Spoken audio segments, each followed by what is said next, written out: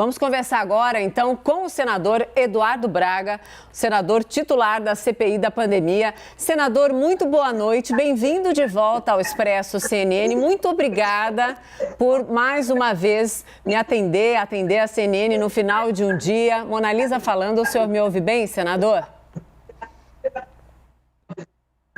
Eu lhe ouço bem, Mona Lisa. Boa noite a todos.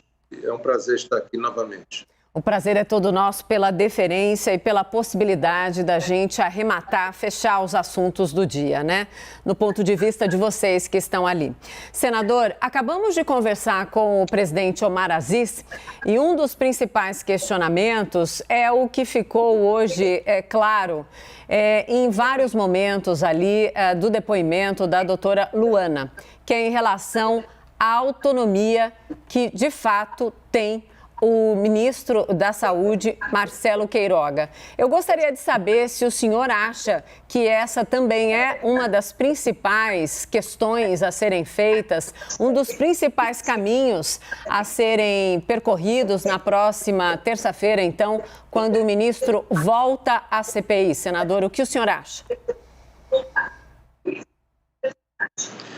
Eu tenho que concordar com a sua análise e dizer que, primeiro, hoje é mais um dia muito triste, porque os nossos novos casos de Covid no Brasil, nas últimas 24 horas, são 92 mil casos.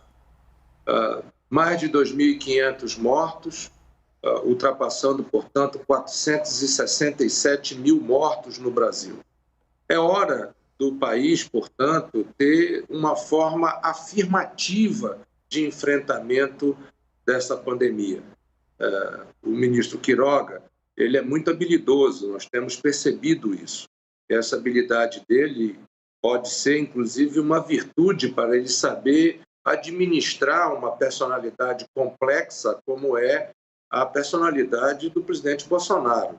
Não é simples, na minha opinião, ser ministro de alguém que nega a ciência e de alguém que, ao longo desse período da pandemia, deixou de comprar as vacinas no momento certo, quando havia ofertas de vacina para que o Brasil pudesse comprar. Agora, finalmente, a Fiocruz conseguiu assinar o contrato de transferência de tecnologia que nos dá a esperança de podermos ser autônomos na produção de vacinas a partir do mês de outubro, o que assegurará um futuro para que nós possamos finalmente ter vacina em quantidade para chegarmos à imunização do nosso povo e da nossa gente. Sem, em momento algum, esquecer de que precisamos continuar usando máscara, continuar insistindo no distanciamento e no uso de álcool em gel, que são as únicas maneiras eficientes de podermos salvar vidas no Brasil. Sim, senador, agora a participação é do analista Yuri Pita. Yuri, chega na conversa. Obrigado, Mona Lisa. Boa noite, senador. Obrigado por estar conosco. Hoje, no depoimento da doutora Luana Araújo, principalmente senadores de oposição a questionaram sobre a tese da imunidade de rebanho e das ações deliberadas. O senhor citou, por exemplo, a demora na compra das vacinas, há toda essa discussão sobre optar por um medicamento de ineficácia já atestada pela ciência. O senhor corrobora com essa tese? O senhor acha que essa tese está predominando dentro da CPI e pelos depoimentos que foram colhidos até agora, tem elementos para se confirmar essa tese?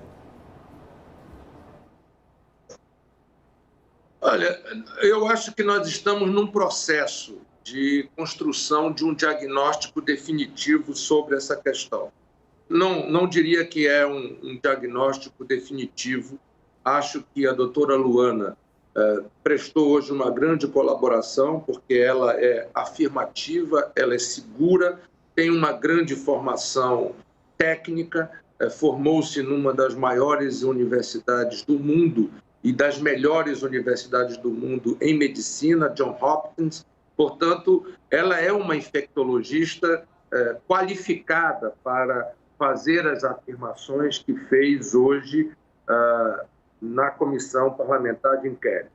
Eu quero, inclusive, aqui lamentar o fato dela não ter sido nomeada.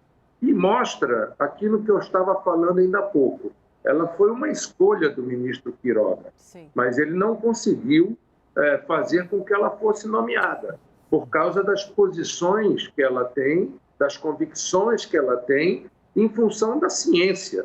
Portanto, eu creio que nós estamos construindo as informações e tornando público para que a população brasileira possa ter um diagnóstico preciso e que juntos possamos encontrar uma solução para salvar vidas, que é fundamental.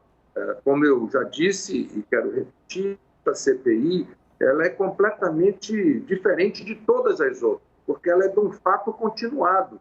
A pandemia não está encerrada.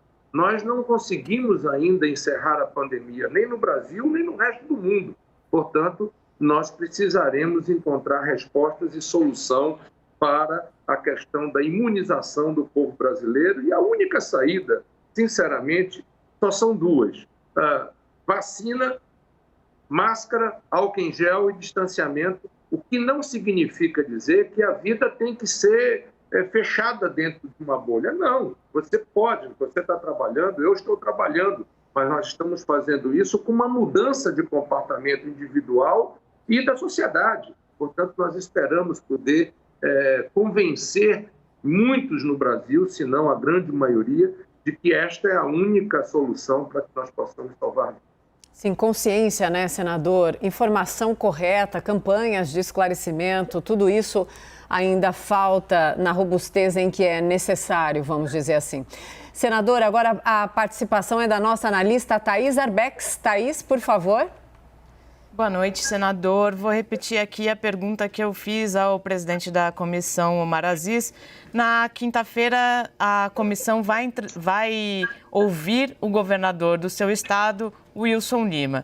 Isso significa uma mudança de rota nos trabalhos da comissão, senador?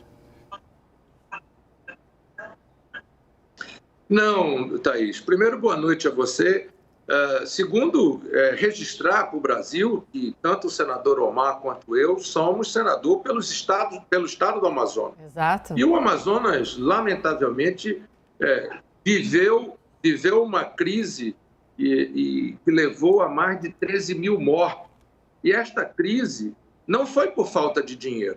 Não faltou dinheiro no estado do Amazonas, como de resto não faltou no resto do Brasil.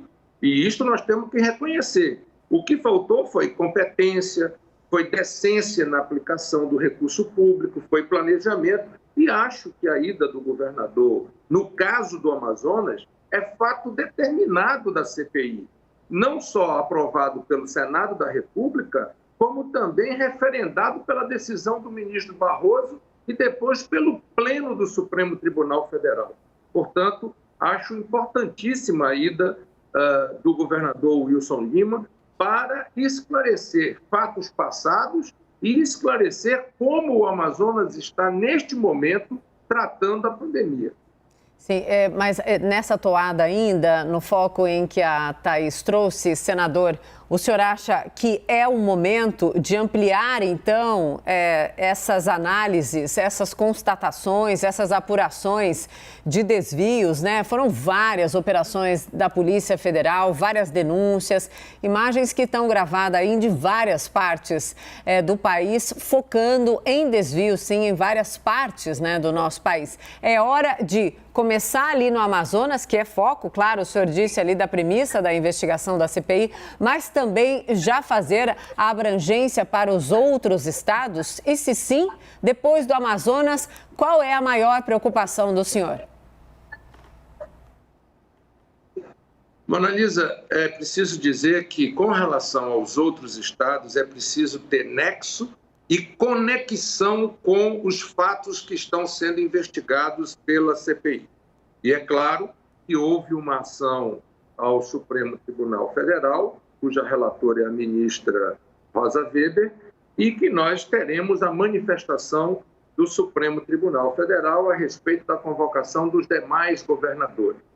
Eu me refiro à questão do Amazonas porque é fato determinado para a criação da CPI. Sim. Entre os pré-requisitos constitucionais para a criação de uma CPI, é preciso que haja um fato determinado.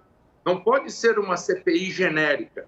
Portanto, o fato determinado precisará ser esclarecido. E esse fato é o que aconteceu na falta de oxigênio no estado do Amazonas, o que aconteceu com o dinheiro do governo federal que foi transferido para o estado do Amazonas e, lamentavelmente, os milhares de mortos que aconteceram no meu estado e que, de resto, aconteceu no Brasil afora.